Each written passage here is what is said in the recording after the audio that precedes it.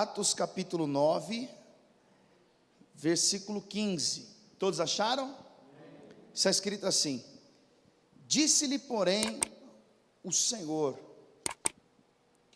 vai, porque este é para mim um vaso escolhido, para levar o meu nome diante dos gentios e dos reis e dos filhos de Israel, e eu lhe mostrarei quanto deve padecer pelo meu nome. E Ananias foi, e entrou na casa, e impondo-lhe as mãos, disse: irmão Saulo, o Senhor Jesus, que te apareceu no caminho por onde vinhas, me enviou para que tornes a ver e sejas cheios do Espírito Santo. E logo lhe caíram dos olhos como que umas escamas, e recuperou a vista. Diga glória a Deus.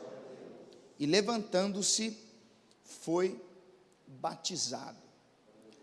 Quando este Saulo estava indo em direção a Damasco com planos aprovados pelo Sinédrio para trazer manietados cristãos que encontrassem a Jerusalém, ele foi cercado por um resplendor de luz. E então ele ficou 3 dias sem enxergar nada. Aí Jesus vai mandar Ananias ir ao encontro deste homem, impor as mãos sobre ele, e como umas escamas caíssem dos seus olhos, ele então começou a enxergar aquilo que estava ao seu redor, mas principalmente a luz do Evangelho de Jesus Cristo.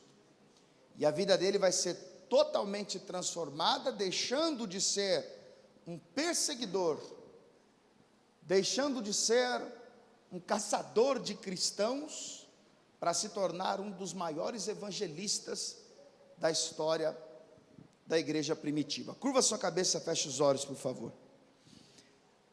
Pai Santo, Deus Todo-Poderoso, nós te louvamos, nós te damos graças, porque mais uma vez o Senhor nos deu a oportunidade e o privilégio de estarmos na tua casa, reunidos em teu nome, agora para ouvir a tua palavra, Senhor, para ouvir a tua voz. Está escrito que a exposição das tuas palavras dá luz e entendimento. Enquanto a tua palavra está sendo pregada, abra o nosso entendimento, Senhor, para compreendermos aquilo que o Senhor quer tratar com a tua igreja, Pai. Em nome de Jesus, que assim seja feito. Amém. E graças a Deus. Pode sentar no seu lugar, por favor. Este Saulo, ele era um importante homem para a religião judaica. Apesar de ter nascido em Tarso da Cilícia, ele passou a maior parte da sua vida em Jerusalém, estudando, conforme Atos, capítulo 22, versículo 3, aos pés de um grande erudito chamado Gamaliel. Isso vai fazer com que este Saulo se tornasse também um profundo conhecedor e um homem zeloso das coisas de Deus. E como fariseu, como um homem importante para o Sinédrio, Saulo, ele também não acreditava que Jesus de Nazaré era um profeta. Ele não acreditava nas histórias que Jesus era o Filho de Deus, que Jesus era santo. E assim como os membros da Suprema Corte Religiosa, Saulo, ele achava que Jesus era um impostor, um falso profeta, apenas mais um dos tantos charlatões que surgiam em Jerusalém dizendo ser o Messias. E assim como seus companheiros de religião, ele era um extremista, um perseguidor. Jesus havia alertado os discípulos em João capítulo 16, versículo de número 2, que chegaria um tempo em que muitos iriam maltratá-los, acreditando estar prestando um serviço a Deus. Então, quando Jesus Cristo, ele é crucificado, morto, ele ascende aos céus, a igreja, ela vai ser desperta, as pessoas vão ficar dispersas. Então acontece a descida do Espírito Santo e os apóstolos começam com intrepidez e ousadia a pregar que Jesus de Nazaré havia ressuscitado. Então, aquela Suprema Corte religiosa percebe que a morte do Cristo, a morte de Jesus de Nazaré, não silenciou a voz do Evangelho. Ao contrário, Pedro pregava no templo e na sinagoga, João, por onde passava, anunciava em Jesus a ressurreição dos mortos, Tiago também anunciava as boas novas, e nesse período, então, a Suprema Corte vai perseguir implacavelmente a igreja de Jesus no primeiro século. Quando você lê, por exemplo, o capítulo 6 e 7 de Atos, vai acontecer a morte do primeiro mártir, um homem cheio do Espírito Santo, de sabedoria, com uma boa reputação, chamado Estevão. Ele vai ser apedrejado pelos membros do Sinédrio, e quando este apedrejamento acontece, o jovem Saulo estava presente. Se você voltar aqui para o capítulo de número 7 de Atos, Atos dos Apóstolos, capítulo 7, todo o capítulo 7, Estevão está dando o seu discurso, falando acerca de Jesus, usando toda a antiga aliança, para provar que em Jesus se cumprem as promessas de Deus. Estevão vai dizer que aqueles homens que estavam ouvindo o seu discurso, crucificaram o Senhor. E aqueles homens indignados com o discurso de Estevão vão ranger os dentes contra ele. Observe, capítulo 7 de Atos, versículo de número 54, diz assim: e ouvindo eles isto, enfureciam-se em seu coração e rangiam os dentes contra ele. Mas ele, estando cheio do Espírito Santo, fixando os olhos no céu, viu a glória de Deus e Jesus que estava à direita de Deus, e disse: eis que vejo os céus abertos e o Filho do homem que está em pé à mão direita de Deus. Mas eles gritaram com grande voz, taparam os ouvidos, arremeteram unânimes contra ele, e expulsando-o da cidade, o apedrejavam. E as testemunhas depuseram as suas vestes aos pés de um jovem chamado Saulo. Então, quando o primeiro cristão morre, por causa da sua fé, por causa da sua conversão, por causa da sua devoção a Jesus de Nazaré, este jovem chamado Saulo estava presente, e ele segurava as vestes daqueles que atiravam pedras em Estevão. E o martírio de Estevão vai então marcar a intensa perseguição contra a igreja de Jesus Cristo. E se você observar o capítulo de número 8 de Atos, e versículo de número 1, está escrito assim: e também Saulo consentiu na morte dele, e fez-se naquele dia uma grande perseguição contra a igreja que estava em Jerusalém, e todos foram dispersos pelas terras da Judéia e da Samaria, exceto os apóstolos. E uns varões piedosos foram enterrar Estevão e fizeram sobre ele grande pranto. Agora olha o versículo 3. E Saulo assolava a igreja, devastava a igreja, entrando pelas casas e arrastando homens e mulheres, os encerravam na prisão.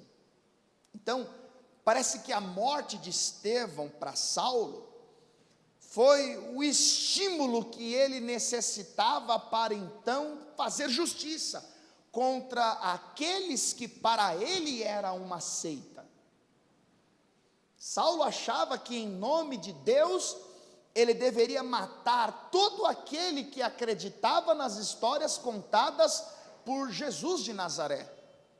Então, como a morte de Estevão suscitou uma contenda, então muitos dos cristãos foram dispersos, porque sabiam que os religiosos encabeçados por Saulo entravam nas casas e se ele encontrasse alguém professando a fé cristã, se ele encontrasse alguém falando de Jesus de Nazaré, orando em nome do Senhor Jesus, ele então arrastava essas pessoas, ele levava essas pessoas aos tribunais, eles condenavam essas pessoas à morte, tanto que no capítulo de número 22 de Atos, ele mesmo vai falar acerca daquilo que ele fez. Atos capítulo de número 22, olha o que ele vai dizer no versículo de número 4, diz assim: persegui este caminho até a morte, perceba, caminho está escrito com C maiúsculo. Então que caminho que é esse? O caminho. O que ele está dizendo? Persegui este caminho até a morte, prendendo e metendo em prisões, tanto homens como mulheres, ou seja, era pouca conversa, podia ser homem, podia ser mulher. Se eu encontrasse falando de Jesus de Nazaré, se aquela pessoa tivesse característica de cristão, se ela se comportasse como cristão, se ela dissesse que Jesus é o Cristo, o Filho de Deus, então eu colocava na prisão. Versículo 5: como também o sumo sacerdote me é testemunha, e todo o conselho dos anciãos, e recebendo destes cartas para os irmãos, fui a Damasco, para trazer manietados a Jerusalém aqueles que ali estivessem, a fim de que fossem castigados. Então, aquele zelo religioso que Saulo tinha, fazia com que ele partisse para fora de Jerusalém, com a intenção de encontrar cristãos foragidos e trazê-los de volta para castigá-los. Se você observar ainda no capítulo 22, versículo de número 19, está escrito assim: e eu disse: Senhor, eles bem sabem que eu lançava na prisão e açoitava nas sinagogas os que criam em ti. Então imagine, numa sinagoga dos judeus, por exemplo, se ele encontrasse um cristão, se ele encontrasse alguém que acreditou no testemunho de Jesus contado pelos apóstolos, então na sinagoga mesmo, ele já castigava, açoitava, batia, machucava. Versículo 20: e quando o sangue de Estevão, tua testemunha, se derramava, também eu estava presente e consentia na sua morte, e guardava as vestes dos que o matavam. Então são palavras de um homem que fez muito mal à igreja cristã do primeiro século. São testemunhos de um homem que relata a intensidade da sua perseguição à igreja de Jesus Cristo, falando que colocava em prisões, que açoitava na sinagoga. Está se cumprindo o que Jesus disse em João 16:2, não é? Que os seus discípulos seriam expulsos das sinagogas, e ele então, ele confessa a sua brutalidade em relação aos crentes. Aqui no capítulo 26 de Atos, versículo de número 9, ele diz mais algumas coisas acerca da perseguição em relação aos cristãos. Atos capítulo 26, versículo 9 diz assim: bem tinha eu imaginado que contra o nome de Jesus, o Nazareno, devia eu praticar muitos atos, o que também fiz em Jerusalém. E havendo recebido o poder dos principais e os sacerdotes, encerrei muitos dos santos nas prisões, e quando os matavam, eu dava o meu voto contra eles.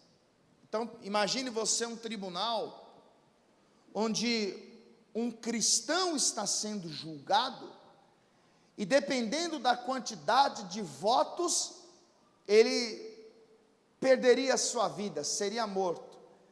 Este Saulo está afirmando que o voto dele era sempre em favor da morte dos cristãos. Versículo de número 11: e castigando-os muitas vezes por todas as sinagogas, os obriguei a blasfemar, e enfurecido demasiadamente contra eles, até nas cidades estranhas os persegui. Veja, eu os obrigava a blasfemar. E aí você deve imaginar que os cristãos tinham medo dele. Qualquer cristão, ao se encontrar com Paulo e com alguns dos seus soldados, esse cristão sabia que a sua vida estava próxima do fim. Então você deve imaginar Saulo obrigando os cristãos a blasfemar. Como assim? Uma espada na garganta,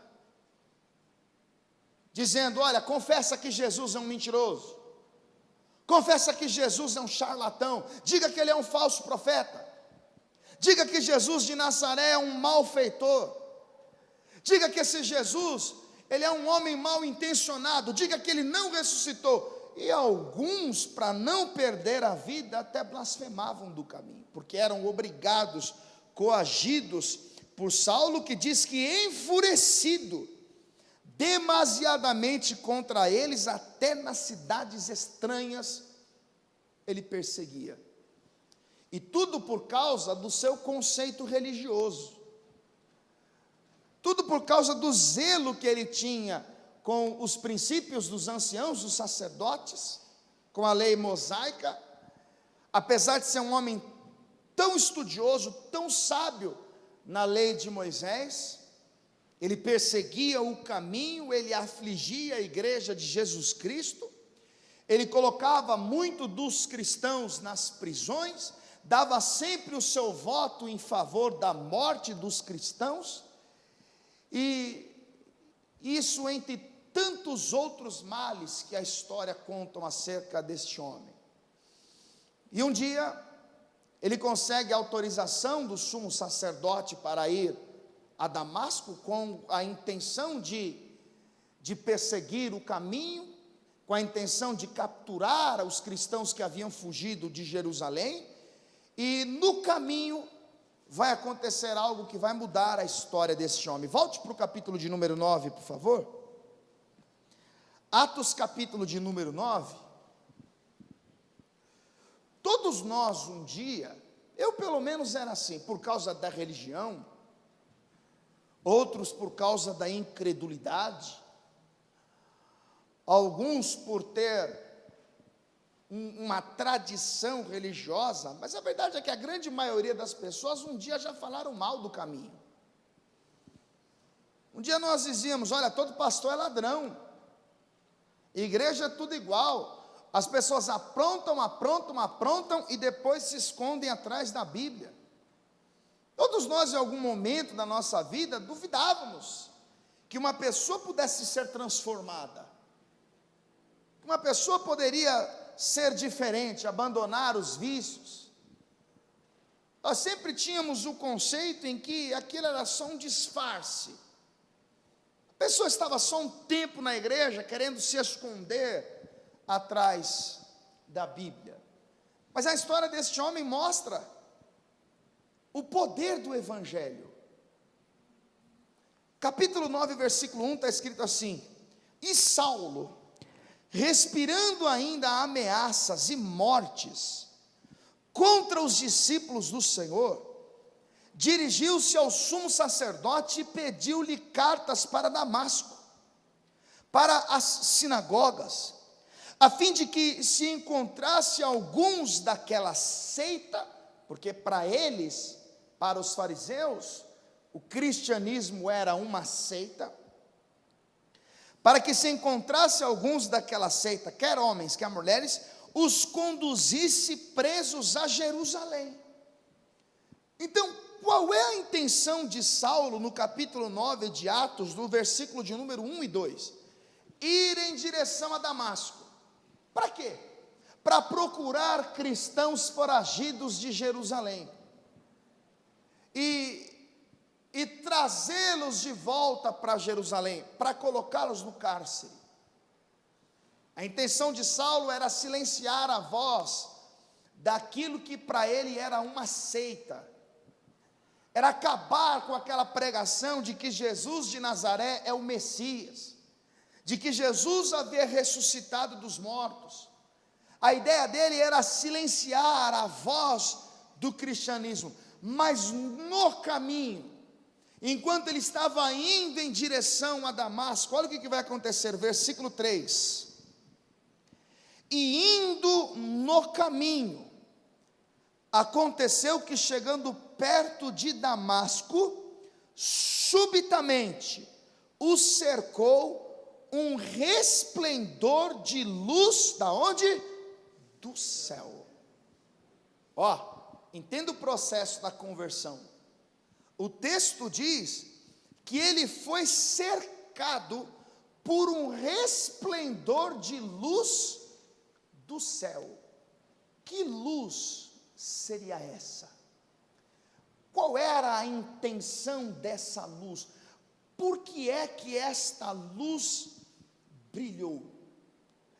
Em 1 João capítulo 1, versículo 5, está escrito assim: esta é a mensagem, João falando, que dele ouvimos e vos anunciamos, que Deus é luz, e não há nele trevas nenhuma. Ele foi cercado por um resplendor de luz do céu. O mesmo João, no capítulo 1, versículo 4 do Evangelho, ele vai dizer assim: nele estava a vida, e a vida é a luz dos homens. Jesus diz em João 8,12: eu sou a luz do mundo, quem me segue não andará em trevas, mas terá a luz da vida. Então entenda, evangelho é luz. Agora, qual é a finalidade da luz? Qual é o propósito da luz? Iluminar, tornar as coisas claras, nos permitir enxergar aquilo que em escuridão nós não podemos enxergar. Por isso que em 1 Pedro 2,9 diz que ele nos chamou das trevas para a sua maravilhosa luz.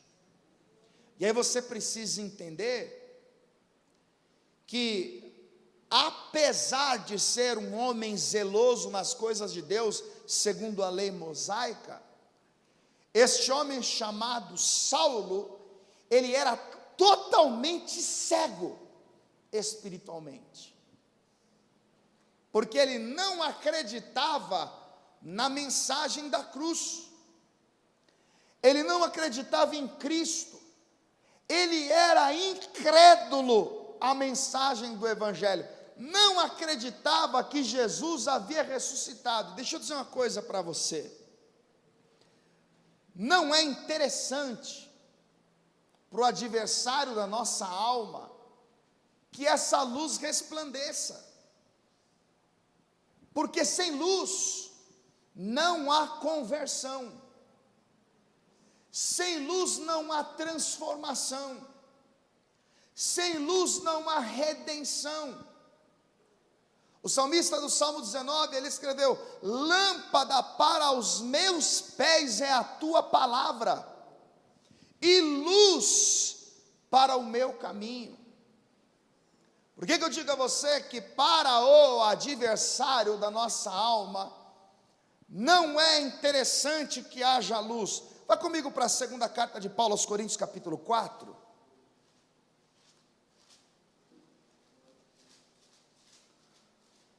Segundo aos Coríntios, capítulo 4. Quem escreve essa carta é exatamente este homem que foi cercado por um resplendor de luz. E é aí que você precisa entender. As trevas é a ausência de luz. Você lembra que antes do agir do Espírito de Deus, a palavra diz que a terra era sem forma e vazia. E disse Deus: haja o que mesmo? Luz. E com o poder da palavra que saía da boca de Deus, a luz apareceu. E as coisas foram ganhando forma. O homem sem o Evangelho, o homem sem Cristo, o homem sem Deus, é um homem em trevas. Olha o que Paulo escreveu aos Coríntios na segunda carta, capítulo 4, versículo de número 1. Pelo que, tendo este ministério, segundo a misericórdia que nos foi feita, não desfalecemos. Que ministério que é esse? O ministério da pregação, o ministério evangelístico. Versículo 2: antes, rejeitamos as coisas que por vergonha se ocultam, não andando com astúcia, nem falsificando a palavra de Deus. Por que ele diz não andando com astúcia e nem falsificando a palavra de Deus?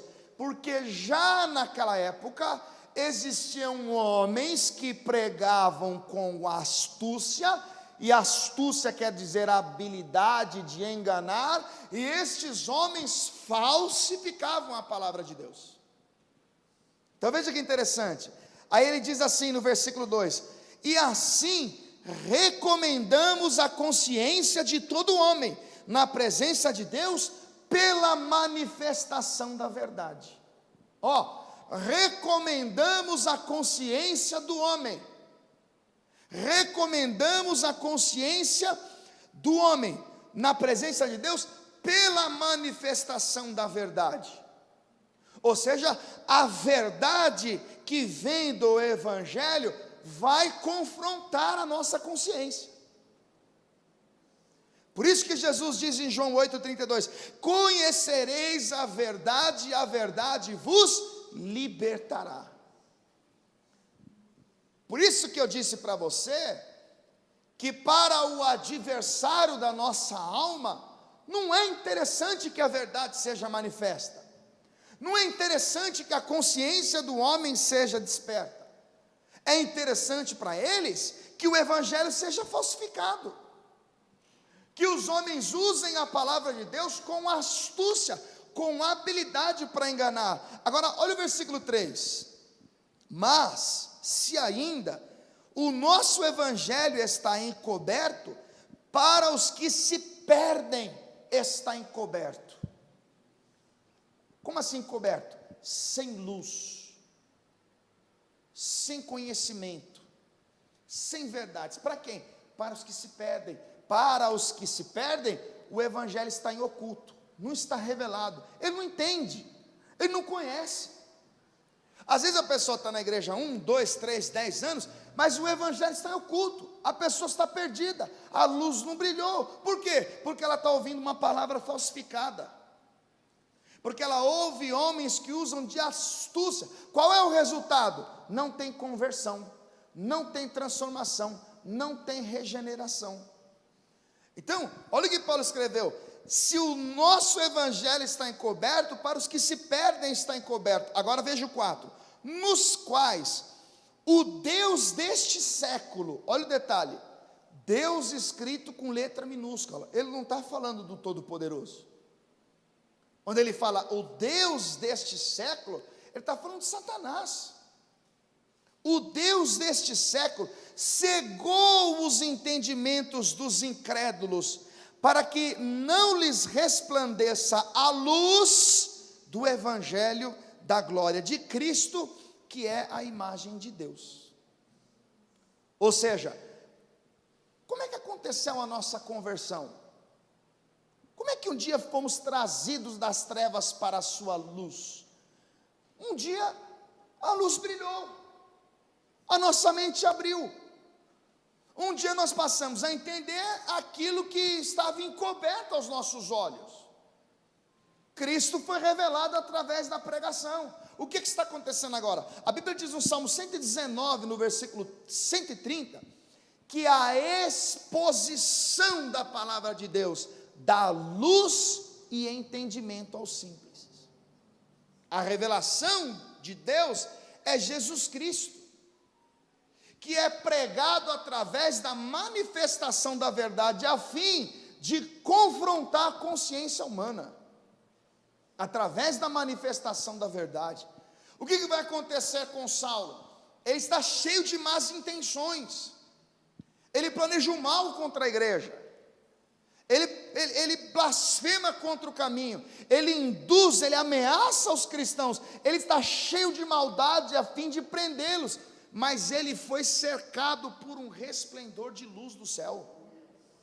E nós vivíamos com as nossas maldades, com as nossas paixões, com a nossa carnalidade desenfreada, cheio de cobiça, com inveja, com ódio, desejando o mal, se alegrando com o sofrimento alheio, até que uma luz brilhou. E quando essa luz resplandeceu, quando a nossa mente foi iluminada pela palavra de Deus, então algumas coisas na nossa vida começaram a mudar. Esse é o poder do evangelho. Nele está a vida, e a vida é a luz que ilumina os homens. Quem segue a Jesus não anda em trevas, mas tem a luz da vida. Jesus diz em Mateus 5,16: assim resplandeça a vossa luz diante dos homens. Então, a primeira coisa que acontece, ele é cercado por um resplendor de luz. Volta lá para Atos capítulo 9. Atos dos Apóstolos, capítulo de número 9.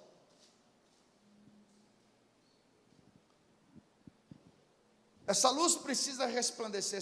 Enquanto não houver essa luz, enquanto a consciência do homem não for desperta pela manifestação da verdade, como assim? A humanidade precisa entender que o salário do pecado é a morte. A humanidade precisa entender que as transgressões, o pecado, afasta o homem de Deus. A humanidade precisa entender que Deus enviou o seu Filho não para condenar o mundo, mas para que o mundo fosse salvo por ele. Enquanto não há luz, é trevas. A pessoa pode estar na igreja, fazer parte de todas as liturgias, todos os cultos, a pessoa pode fazer campanha, voto, ser dizimista ou ofertante, se ela não compreendeu a necessidade do arrependimento, de rever os seus conceitos, se aquela pessoa não entendeu que o salário do pecado é a morte, se ela não entendeu a sua natureza depravada, se ela vive debaixo do jugo do pecado, é escrava do vício, da pornografia, do álcool, da bebida, do cigarro, da droga, mas ela está na igreja, então aquela luz não brilhou, a verdade não foi manifesta, a sua consciência não foi confrontada, e é por isso que o diabo está fazendo uma festa, porque, infelizmente, a manifestação da verdade é deixada de lado, porque isso não agrada ao coração do homem, isso não torna as pessoas alegres no culto. Dizer que a pessoa que não se arrepender do seu pecado vai para o inferno é desagradável, as pessoas fogem disso. Enquanto Jesus fazia milagre, multiplicava pães, levantava defuntos, enquanto Jesus curava leprosos, dava vista aos cegos, as pessoas estavam alegres, felizes. Mas quando Jesus começou a pregar, as pessoas diziam: duro é esse discurso, quem pode ouvir? Diz a palavra que um a um eles foram deixando Jesus, um a um eles foram abandonando aquela caminhada. Jesus vai olhar para os 12 e vai dizer: e vocês não vão? É então que Pedro vai dizer: Senhor, para onde nós iremos? Tu tens a palavra de vida eterna. Quando aquele homem cheio de maldade é cercado por um resplendor de luz, olha o que acontece no versículo de número 4. E caindo em terra, ouviu uma voz que dizia: Saulo, Saulo, por que me persegues? E ele disse: quem és, Senhor? E disse o Senhor: eu sou Jesus a quem tu persegues. Duro é para ti recalcitrar, resistir contra os aguilhões. E ele, tremendo e atônito, disse: Senhor, que queres que te faça? Presta atenção.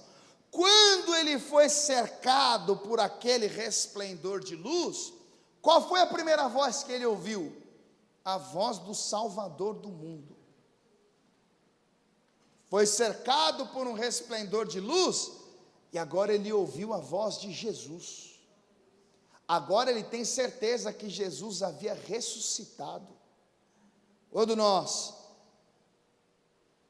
Quando a luz resplandece em meio às nossas trevas, quando nós compreendemos a revelação do Evangelho, quando nós compreendemos a graça de Deus ao ter enviado o seu Filho para morrer pelos nossos pecados, quando entendemos que Jesus veio para nos reconciliar com Deus, quando nós entendemos que Jesus é a oferta expiatória de Deus para a redenção da nossa alma, então agora nós passamos a desejar ouvir a voz de Deus. Jesus diz em João 8,47, aqueles que não ouvem a voz de Deus, estes não são de Deus. Agora ele está ouvindo a voz de Deus. A Bíblia diz em Romanos 10,17 que a fé vem pelo ouvir. Por que nós cultuamos? Por que nós nos reunimos? Por que nós estamos aqui prestando homenagens a Deus, cantando louvores a Deus? Porque é aqui que o Senhor aumenta a nossa fé. Quando nós ouvimos a palavra de Deus, a fé vem pelo ouvir. Então Deus está fazendo com que dentro de nós aconteça uma revolução. Nós estamos aqui para nutrir a nossa esperança de que Jesus virá buscar a sua igreja, de que um dia deixaremos o corpo e habitaremos com o Senhor nos ares. Ele passa então a ouvir a voz de Deus, e veja o que está escrito no versículo de número 6, e ele, tremendo e atônito, disse: Senhor, que queres que te faça? E disse-lhe o Senhor: levanta-te, e vai e entra na cidade, e lá te será dito o que te convém fazer. Então preste atenção nisso aqui. Primeiro, uma luz vai brilhar. Ele é cercado por um resplendor de luz. Em seguida, ele ouve a voz de Jesus. E ele diz para Jesus: e agora, o que eu tenho que fazer? O que é que o Senhor quer que eu faça? Entenda, até aquela luz brilhar, ele está indo fazer a vontade dele. Até aquela luz brilhar, ele estava indo perseguir a igreja. Até aquela luz brilhar, ele era um homem cheio de más intenções, ele perseguia o caminho, ele fazia os cristãos blasfemar contra o Cristo. Mas agora a luz brilhou, agora ele ouve a voz de Jesus, e agora ele pergunta para Jesus: o que queres que eu te faça? Jesus vai dizer: olha, eu quero que você entre em tal lugar, porque ali te será dito o que te convém fazer. Quando nós ouvimos o Evangelho, quando nós ouvimos a voz de Deus, quando essa luz brilha, quando as escamas caem dos nossos olhos, e nós passamos a conhecer a palavra de Deus, conhecer o Evangelho, nós passamos a ter intimidade com Deus, a partir de então, já não interessa mais as nossas vontades, já não importa mais aquilo que nós queremos, não importa mais a decisão, os caminhos que nós trilhamos, o que importa é aquilo que Ele diz que nos convém fazer. Essa é a conversão. Eu andava em trevas, mas agora eu ando na luz. Eu tinha comichões nos meus ouvidos, mas agora eu ouço a voz de Deus. Eu fazia aquilo que era da intenção do meu coração, eu andava em concordância com a minha vontade, seguia o meu coração malvado, eu me entregava às minhas paixões, eu andava nos caminhos errados, eu era cego pela religião, mas e agora? Agora eu faço aquilo que Ele diz que me convém fazer. Aí, ele vai ficar sem enxergar, por uns 3 dias, e o mesmo Senhor vai dizer para Ananias: Ananias, eu preciso que você vá a um determinado lugar, e você vai encontrar Saulo, e ele vai estar orando, eu quero que você imponha as mãos sobre ele. E aí o coração de Ananias se encheu de temor, porque falar de Saulo, na altura dos acontecimentos, era algo preocupante para a igreja, porque quando se falava de Saulo, as pessoas lembravam de açoites. Quando se falava de Saulo, as pessoas lembravam de morte. Quando se falava de Saulo, as pessoas pensavam em perseguição. Às vezes, a vida da pessoa fica marcada pelos erros que ela comete. A pessoa passa 25 anos na droga, passa boa parte da sua vida envolvido com prostituição, frequentando os inferninhos, os bares, passa boa parte da sua história fazendo aquilo que é errado, mas um dia a luz brilha, um dia ela ouve a voz de Deus, um dia ela é alcançada pela graça do Senhor, e muitas vezes as pessoas ainda julgam esta pessoa pelo passado que ela tem, pelo rastro que ela deixou, pela vida de trevas que ela levava. Ananias vai dizer, olha o que está escrito no versículo de número 3, versículo 13, Atos capítulo 9, versículo 13. E respondeu Ananias: Senhor, de muitos ouvi acerca deste homem, quantos males tem feito aos teus santos em Jerusalém, e aqui tem poder dos principais dos sacerdotes, para prender a todos os que invocam o teu nome. Olha, Senhor, esse cara não acredita que o Senhor é filho de Deus, esse cara não acredita que o Senhor ressuscitou. Olha, esse cara recebeu o poder para nos prender, ele quer nos levar de volta manietados a Jerusalém e nos castigá-los. Ele fez muitas pessoas blasfemarem, esse cara zombou do caminho.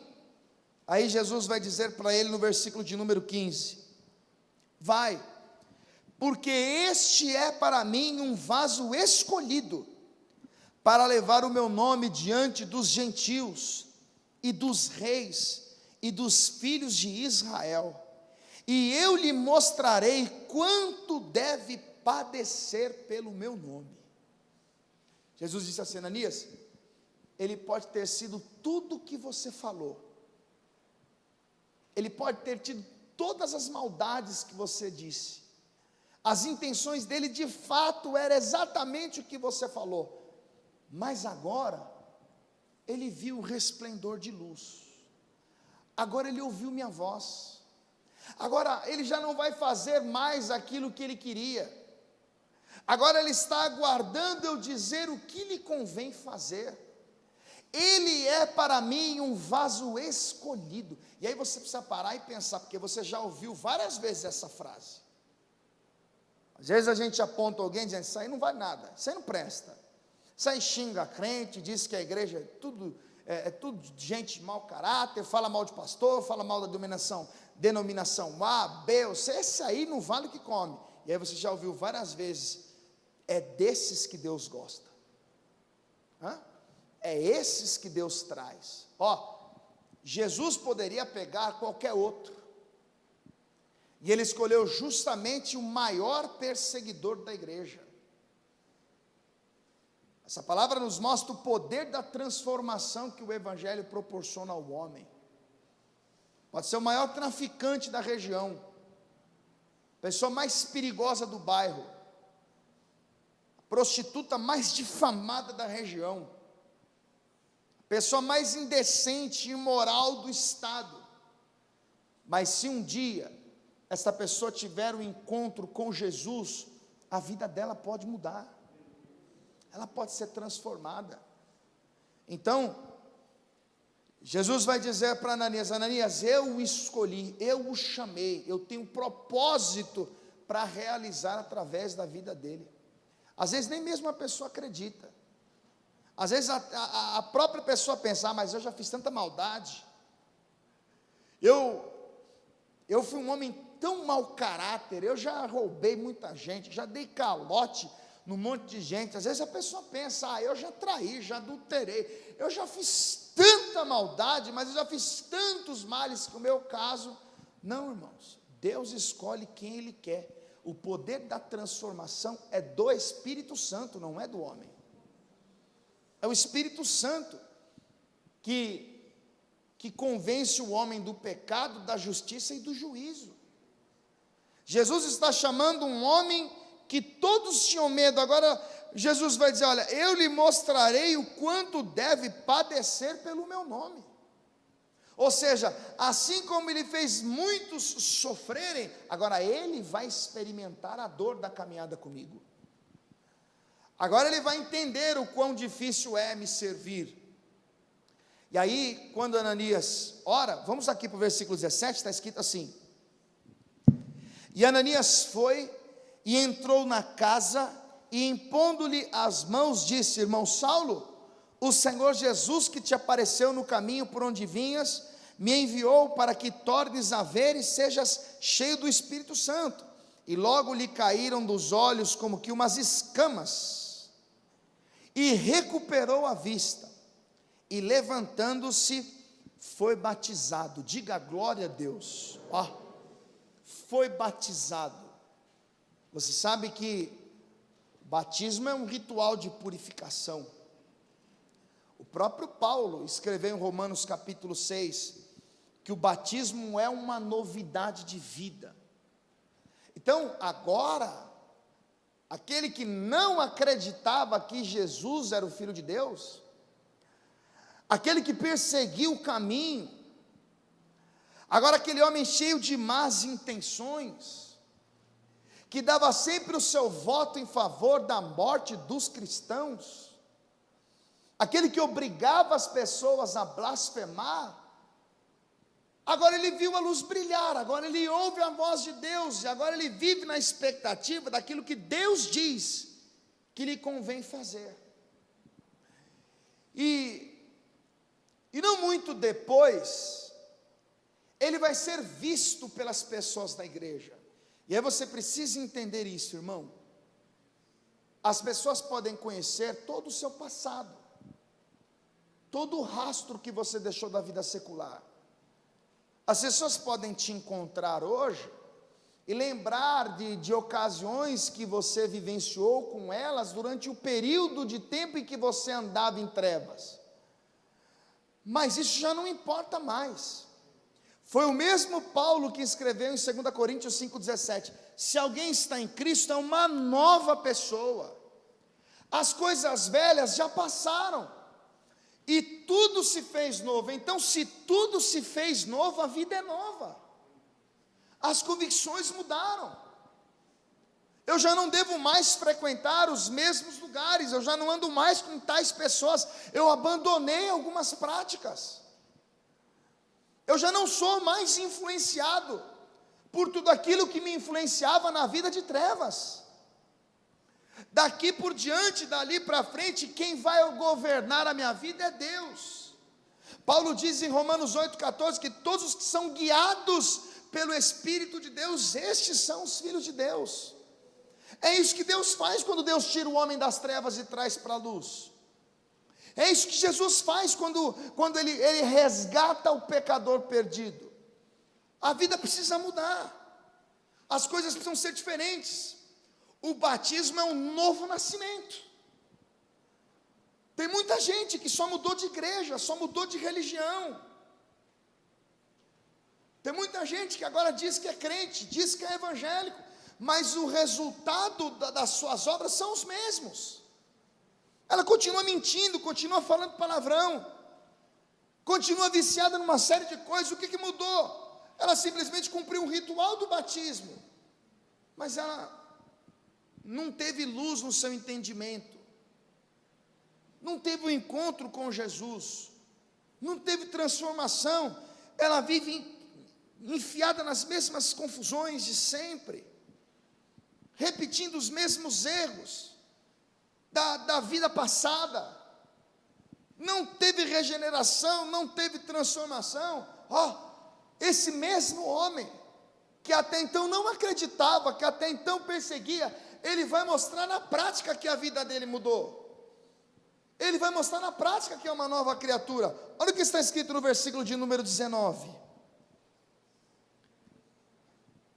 Atos 9:19, diz assim: e tendo comido, ficou confortado, e esteve Saulo alguns dias com os discípulos que estavam em Damasco, e logo nas sinagogas pregava a Jesus, que este era o Filho de Deus. Ele não acreditava, ele perseguia o caminho, mas quando aquela luz brilhou, quando ele ouviu aquela voz, quando lhe foi dito o que convinha fazer, agora ele prega publicamente que Jesus Cristo é o Filho de Deus, porque ele se converteu, porque ele mudou de vida. O encontro com Jesus muda as nossas convicções. Paulo diz em 1 Coríntios 2,16 que nós temos a mente de Cristo. Nós passamos a olhar para o mundo numa outra ótica. Nós abandonamos uma vida na carne e passamos a viver não por aquilo que está diante dos nossos olhos, mas viver pela fé, na esperança da volta do Filho de Deus. As nossas esperanças já não podem ser mais as mesmas esperanças das pessoas sem Deus. Por isso que lá em 1 Tessalonicenses capítulo 4, quando os cristãos de Tessalônica estavam chateados com a morte de alguns cristãos perseguidos, Paulo vai escrever falando acerca do arrebatamento e vai dizer: portanto, consolai-vos uns aos outros com estas palavras. Ou seja, eles morreram, eles deixaram a vida do corpo, mas um dia todos nós estaremos reunidos com o Senhor nos ares. A vida mudou, mas não vivemos mais como vivíamos antes. Olha o versículo de número 21. Todos os que ouviam estavam atônitos e diziam: não é este o que em Jerusalém perseguia os que invocavam este nome? E para isto veio aqui, para os levar presos aos principais dos sacerdotes? Ou seja, mas peraí, esse cara está falando que Jesus de Nazaré é o Filho de Deus, mas não foi ele que botou muita gente para correr de Jerusalém? E por acaso ele não veio aqui para levar preso aqueles que encontrassem dessa tal seita? Mas olha o que ele está pregando, olha o que ele está falando, meu irmão. Uma verdadeira prova que você se converteu está nisso. Quando a pessoa tem uma conversão genuína, ela fica com aquele pensamento: eu deveria ter conhecido Jesus antes. Essa é a sensação. Por que eu não ouvi a palavra antes? Por que eu perdi tanto tempo? Por que eu não tive essa coragem antes? Por que eu não vim antes? Porque ela está tão perplexa com a graça de Deus, ela está tão maravilhada com o poder do Evangelho, e quando isso acontece, ela quer compartilhar com os outros a experiência que ela tem com Jesus. Ela faz questão de dizer: olha, sabe, eu blasfemei contra o caminho, eu falei mal de crente, eu falei mal do pastor, eu falei mal da igreja, eu zombava dos dízimos, das ofertas, eu sempre fui uma pessoa que zombava, mas eu tive um encontro com Jesus, e agora eu afirmo publicamente que Jesus é Deus, está vivo, morreu, mas ao terceiro dia ressuscitou. Ela tem prazer nisso. E agora Saulo, ele está pregando que Jesus é o Filho de Deus. As pessoas estão olhando para aquilo, mas o que está acontecendo com ele? Versículo 22. Saulo, porém, se esforçava muito mais e confundia os judeus que habitavam em Damasco, provando que aquele era o Cristo. Então ele vai pegar todo conceito, todo estudo, tudo aquilo que ele aprendeu aos pés de Gamaliel, um dos maiores eruditos da sua época, e ele vai chegar a uma conclusão: qual?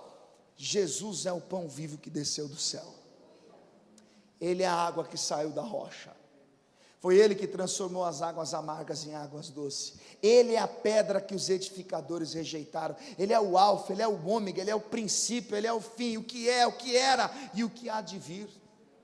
Agora ele prega que Jesus é o Cristo. Por quê? Porque a vida dele mudou. Gálatas 2:20 ele diz: já não vivo mais eu, mas Cristo vive em mim. Ele se converteu. Eu sei que você nunca matou um crente, aliás, eu acho. Eu sei que você não perseguiu com tamanha intensidade, e que você não viajou para lugares a fim de prender cristãos, mas eu sei que você é pecador, e que você, assim como eu, tem um monte de falhas, erros. Talvez a luz ainda não brilhou para você, mas você precisa entender que quando Deus abre o nosso entendimento, quando a verdade é manifesta, a nossa vida é confrontada. Um dia Jesus contou uma parábola, e ele disse que uma mulher tinha 10 dracmas, mas de repente ela percebeu que uma dracma estava perdida, e então ela acende uma luz, e quando ela acende uma luz, ela percebe que a casa está suja, e então ela começa a varrer a casa, e o texto diz que ela procura com diligência até achar, e quando ela encontra aquele valor perdido, então ela vai chamar os vizinhos para fazer uma grande festa. O evangelho é assim. Nós vivíamos no meio de sujeira, no meio de bagunça, desordem, uma vida desregrada, onde o nosso Deus era o nosso ventre, as nossas vaidades, as nossas intenções. Mas um dia a luz brilhou, e quando a luz brilhou, nós enxergamos a nossa sujeira, e percebemos o quão distante estávamos de Deus, o quanto as nossas obras eram más, mas aquela luz brilhou para mostrar essa realidade, e então a nossa missão passa a ser a varrer a sujeira, a tirar as coisas erradas, permitir que o Espírito Santo conclua o seu plano de redenção, tirando tudo aquilo que não agrada e nos transformando novamente na imagem e semelhança do nosso Criador. Esse é o propósito do Evangelho, é fazer com que a luz brilhe através da pregação do Evangelho. Ei, Jesus morreu para te salvar, cara. Jesus recebeu sobre si a ira que estava reservado para mim e para você. O castigo que nos traz a paz estava sobre ele, pelas suas feridas nós somos sarados. Duvido que um dia você recebeu alguma notícia melhor que essa. Paulo diz em Romanos capítulo 8, versículo 1, portanto agora nenhuma condenação há para os que estão em Cristo Jesus. Esse é o propósito do Evangelho. Esse moço que um dia era perseguidor, ele foi cercado por um resplendor de luz, ele ouviu a voz de Deus, e a partir de então, o que importava para ele, era aquilo que o Senhor disse que lhe convinha fazer. Ele nasceu de novo, ele foi batizado, e a partir de então, ele começou a viver a vida que Deus tinha para ele. E que vida que Deus tinha para ele? Uma vida de perseguição, pois o Senhor fala assim: eu lhe mostrarei o quanto deve padecer pelo meu nome. E quando a pessoa verdadeiramente é convertida, ela consegue entender que o chamado de Jesus para Paulo faz parte da vida de todo aquele que é chamado para servir o Senhor. Deus não te chamou para um mar de rosas, Deus não te chamou para viver uma vida de luxo, conforto, riqueza, sem problema nenhum. Não, não, não. Talvez o evangelho que te apresentaram foi modificado. Paulo diz em 2 Timóteo capítulo 3, versículo 12, que todos os que querem viver em Cristo Jesus padecerão perseguições. Em Romanos 8, 18, ele diz: olha, para mim, eu tenho por certo que as aflições deste tempo presente não são para comparar com a glória que em nós há de ser reveladas. Ele entendeu o que é servir a Cristo, que a vida com Deus é uma vida de renúncia, que a vida com Deus é uma vida de santidade, uma vida onde um homem decida dizer não para a sua própria vontade e carregar a sua própria cruz. Você ler a sequência de Atos dos Apóstolos, você vai perceber que Saulo de fato viveu aquilo que Jesus havia dito, que deveria padecer pelo seu nome. Mas em todas as ocasiões em que Paulo sofreu, que Paulo padeceu, em nenhuma delas ele abandonou a fé que tinha. No capítulo 14 diz a palavra que ele foi apedrejado e arrastado para fora da cidade, dado como morto. Mas no versículo 22 está escrito que ele se levanta, ele vai sacudir a poeira das suas vestes, e ele vai confirmando o ânimo dos discípulos, exortando-os a permanecer na fé, porque por muitas tribulações nos importa entrar no reino de Deus. Jesus te chamou para esse evangelho. Vamos todos ficar de pé, por favor.